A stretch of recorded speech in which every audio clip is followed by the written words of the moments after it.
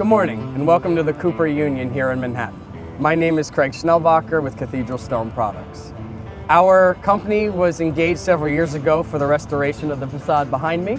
Our M70 brownstone repair material was utilized for the patching of this building. The bottom portion of the facade gets graffitied quite often.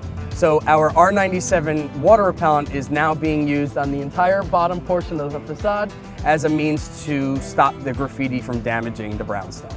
Let's go take a look. The R97 has been applied here. You can't tell that it's been applied until you spray water until you have a rain event.